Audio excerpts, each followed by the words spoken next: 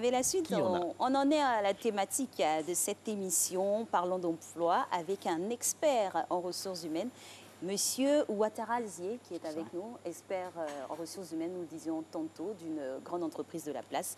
Il va nous exposer sur le sujet de la responsabilité sociétale, ses enjeux en entreprise. Mais avant, c'est sûr que nous avons un élément illustratif.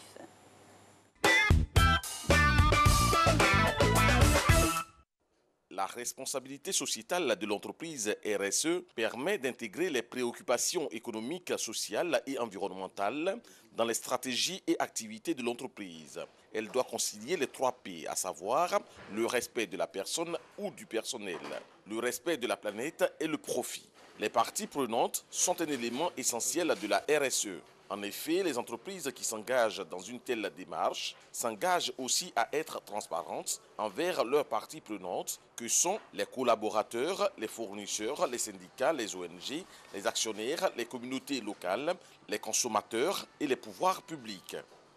C'est bénéfique aussi pour l'entreprise dans la mesure où cela permet à l'employé de développer des aptitudes qui vont dans le sens de la vision globale de l'entreprise. La responsabilité sociétale en entreprise ou responsabilité sociale externe de l'entreprise peut être définie comme le concept dans lequel les entreprises intègrent les préoccupations sociales, environnementales et économiques dans leurs activités et leur interaction avec les parties prenantes sur une base volontaire. La mise en place d'une politique RSE apporte, selon la taille de l'entreprise, de nombreux avantages, notamment une meilleure réputation, une meilleure gestion des risques industriels et les accidents de travail, une meilleure mobilisation du personnel plus investi en raison de la prise en compte de son bien-être. Même si au sein de l'entreprise, nous respectons ou nous assistons nos salariés d'un point de vue social, mais l'entreprise est implantée dans un système ou dans un environnement. Il va falloir qu'on fasse plus attention à notre environnement, surtout avec cette période de réchauffement climatique. La responsabilité de l'entreprise aujourd'hui n'est pas uniquement que de faire des profits.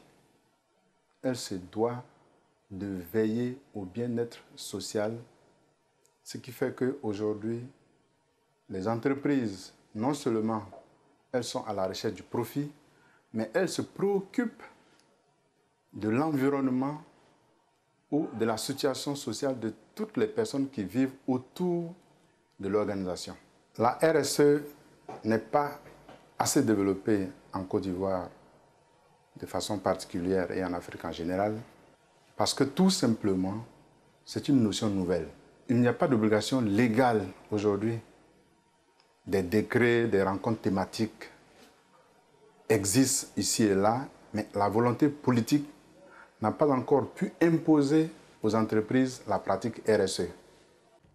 Une entreprise performante et responsable est donc une entreprise qui améliore en permanence sa gouvernance, son management et les relations avec toutes ses parties prenantes. La notion de responsabilité sociétale des entreprises est apparue dans les années 1960 dans la littérature anglo-américaine consacrée aux entreprises.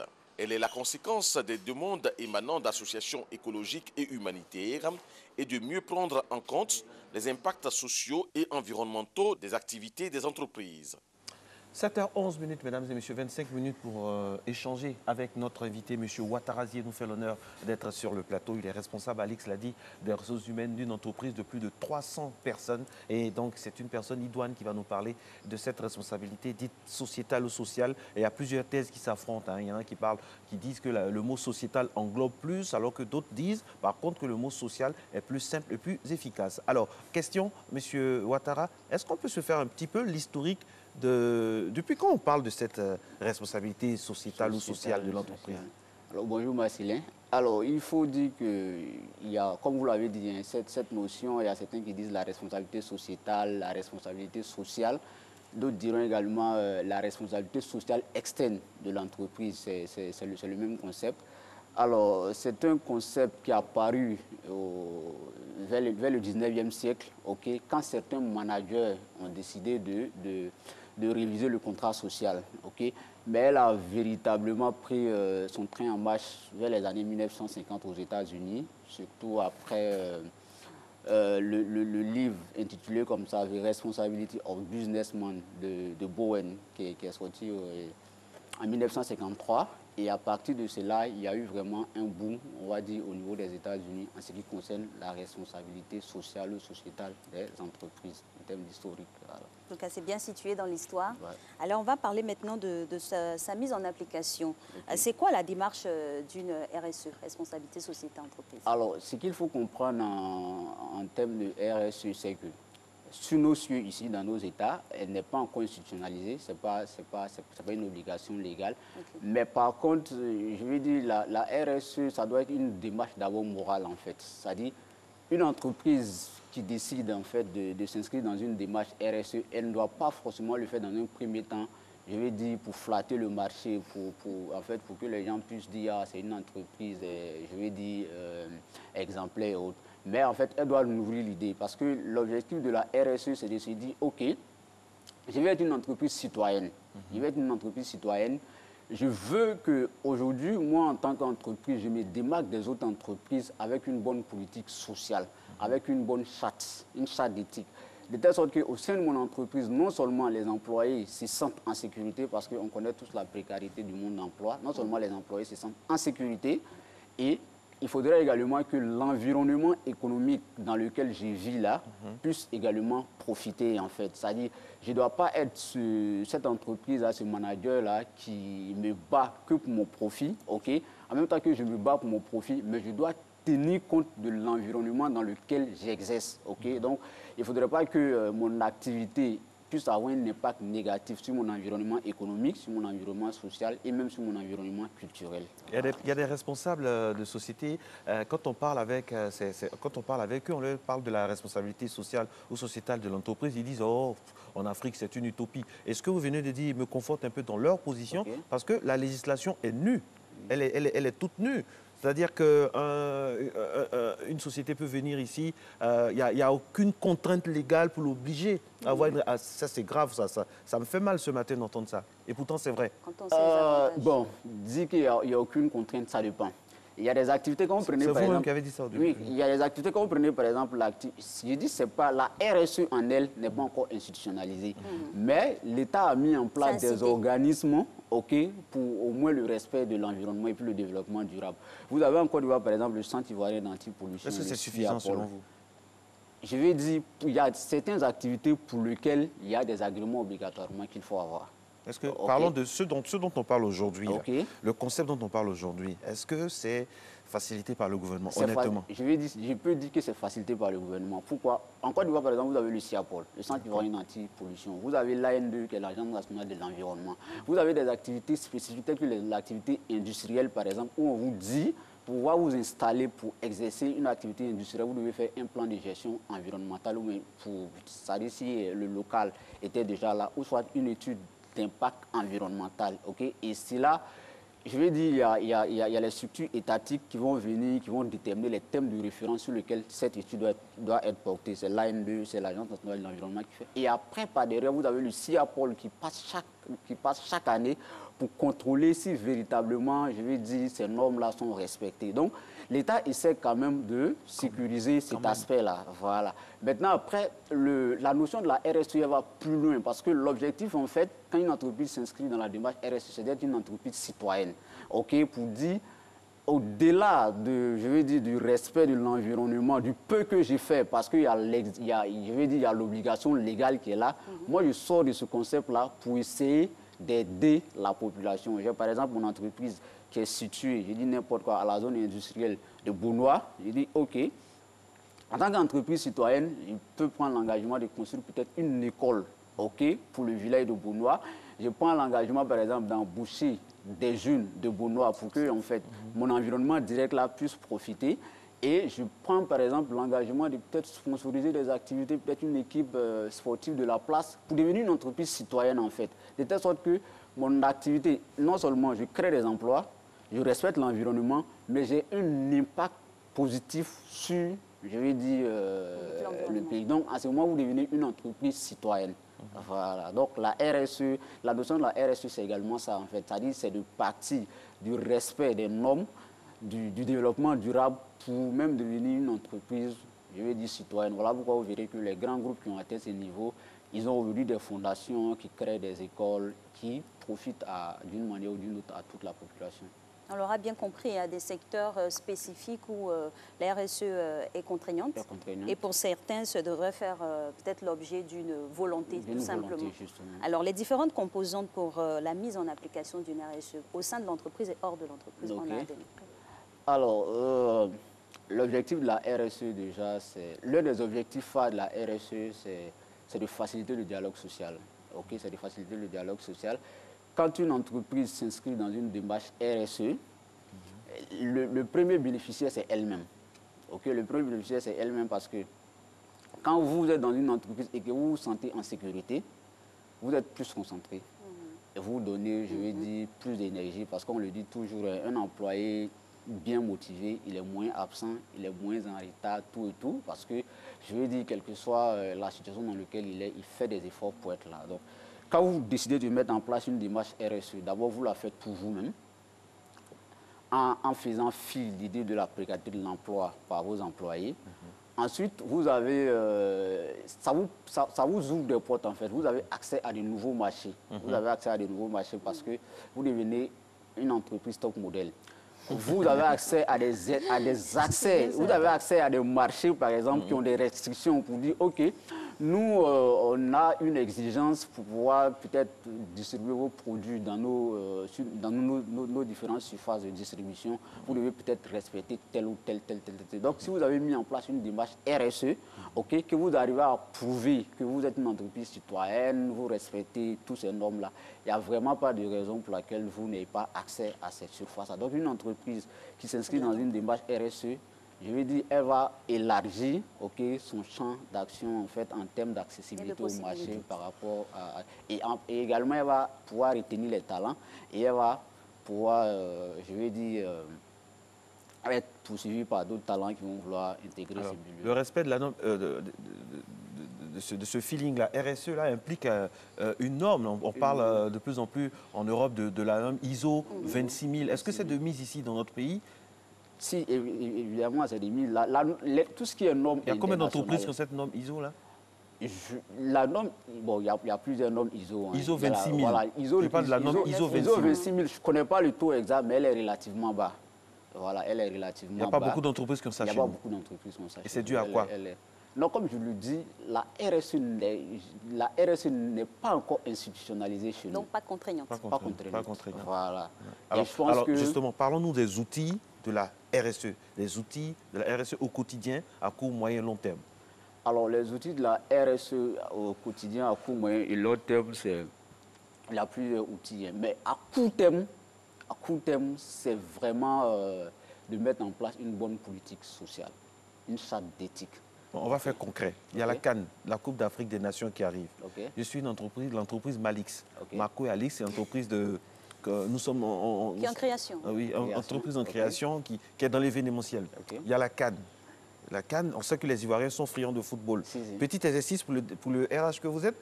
Alors, comment je fais pour impliquer la CAN, pour intégrer ça dans mon entreprise, communiquer avec le public? Comment je fais? Exercice pratique. Alors, exercice pratique, de 1, toutes les fois où mon pays doit jouer la Côte d'Ivoire, par exemple, si c'est des matchs de 15 heures, je peux permettre peut-être à mes employés de descendre peut-être à 14 heures pour pouvoir aller suivre le match. Mais d'arrêter la saison avant pour que les gens puissent bien s'apprêter pour la CAN. Justement. Ouais. Donc, si par exemple, si au sein de mon entreprise, par exemple, la Côte d'Ivoire joue et que je permets aux employés de peut-être pouvoir aller, je me dis, perdre peut-être 2 heures de travail pour que les Ivoiriens aillent supporter l'équipe nationale. On peut confectionner des maillots. On peut confectionner des maillots pour donner aux employés. On peut même, pourquoi pas, placer un écran géant au sein de l'organisation pour permettre vraiment aux employés de pouvoir vivre cet événement qui est annuel en fait, qui n'est pas, parce que le gars il peut être en train de travailler, mais quand il pense que les éléphants sont en train de jouer, il attend du bruit, il est inquiet. Est-ce que Est-ce que c'est la Côte d'Ivoire qui a embarqué ou c'est la Côte d'Ivoire qui a encaissé? Donc, alors que c'est un événement que tout le monde a envie de vivre. Et puis donc, ça peut avoir des incidences positives. Parce Oui, qu'on a l'air que c'est de sans l'amusement. On a arrêt. l'air que c'est de l'amusement, mais ce relâchement-là peut influer sur les résultats de non, mais l'entreprise. naturellement, on en a tous besoin. Oui. On en a tous besoin. Parce qu'en fait, le monde, on est tous en entreprise. Et on sait que c'est des petites touches qui marquent, en fait. C'est des petites touches qui affectionnent, qui ont beaucoup plus de sens. Quand on a l'impression, même moi, que le manager n'est pas orienté que profit, mais il intègre vraiment ce volet social-là où les gens peuvent s'épanouir et conjuguer épanouissement et travail naturellement. Ça, je veux dire, ça a un impact. Il y a un gain en valeur ajoutée, certain. D'accord. Alors, on a parlé bien sûr des avantages. Est-ce qu'il y aurait des inconvénients? En termes d'inconvénients, il faut reconnaître également que mettre en place une démarche RSE de façon concrète pour arriver, ça a un coût en fait. Ça a un coût, le coût il est important. Quand vous voulez faire par exemple une étude d'impact environnemental, je veux dire quand vous rentrez en contact avec les cabinets qui sont agréés en la matière par le ministère de l'Environnement, quand ils vous sortent des factures, je veux dire pour une PME, ce n'est pas évident. Oui. C'est pas évident. Donc généralement, les gens vont commencer peut-être dans des conditions un peu trucs. Et avec le temps, quand des conditions un peu trucs, c'est-à-dire des conditions... Les conditions, non, je vais dire, c'est des factures qui ne sont pas aussi... en fait, qu'une PME qui vient de commencer ne peut pas se le permettre, en fait. Voilà. Okay. Ils font avec les moyens du bord. Et à même quand l'activité prend de la valeur et qu'ils ont envie de conquérir de nouveaux marchés, ils peuvent maintenant se permettre de faire ces études-là pour être en norme, pour être dans les normes vis-à-vis de la loi, en fait. Parce que l'objectif d'avoir toutes ces certifications, que ce soit ISO 9001, qui est la certification managériale, ou soit la 26000, c'est de non seulement respecter l'environnement, mais c'est de pouvoir décrocher de nouveaux marchés. En fait. Voilà. Accroître son... Monsieur Ouattara, il y en a qui disent, comme ça, surtout en Europe, que la RSE est une vue de l'esprit, c'est une utopie. Okay. Parce que c'est tellement difficile de mettre ça en place. Parce que si on veut respecter ce que vous dites, je suis dans une zone où il y a le terrorisme. Le terrorisme. C'est quoi ma mission RSE? Alors, l'utopie, certains aussi te diront la RSE entre mythe et réalité. Oui. Voilà, mais comme je le dis toujours, je reviens là-dessus, c'est une question de décision en fait. Moi, je suis Marcelin Gouvois, je suis chef d'entreprise. Amen. Oui. Je dis, moi au sein de mon entreprise, je vais respecter le minimum en fait. C'est pas si tu vois, je vais être une entreprise modèle. Oui. Qui se démarque, qui sort de l'ordinaire. Qui sort de l'ordinaire. Donc, du moment où j'ai pris cet engagement-là, je fais un effort supplémentaire que les autres ne font pas. Parce que d'abord, il y a l'engagement qui est là. Parce que c'est différent que je prends l'engagement. Quand je prends l'engagement de le faire, ma démarche sera différente d'une tierce personne qui veut le faire pour faire de la com. Pour respecter le nom. Publicité, voilà, pour respecter le nom, pour qu'on dise... il faudrait qu'il y ait de la philanthropie en bas. Il faudrait qu'en fait, il ait vraiment cette volonté morale. Pour dire... Quand il y a cette volonté, quelle que soit la situation qui va se présenter à vous, vous aurez l'astuce et puis la manière, parce que, comme on le dit, il y a Dieu dedans, en fait. Parce que il y a Dieu dedans, parce que l'objectif, il est clair. L'objectif, c'est vraiment d'aider, l'objectif, c'est de vraiment impacter, en fait. Donc, tant qu'il y a Dieu dedans... Le bien que vous faites aux populations vous revient toujours. Naturellement. C'est clair. Si les populations sont touchées et impactées par votre action, c'est sûr que quand vous êtes dans des difficultés, elles sont très enclines à vous soutenir. C'est ça. Au fait, c'est ce que vous avez dit tout à l'heure, c'est-à-dire quand on arrive dans un endroit, c'est des choses que des entreprises, même sans RSE, faisaient par le passé. Ouais.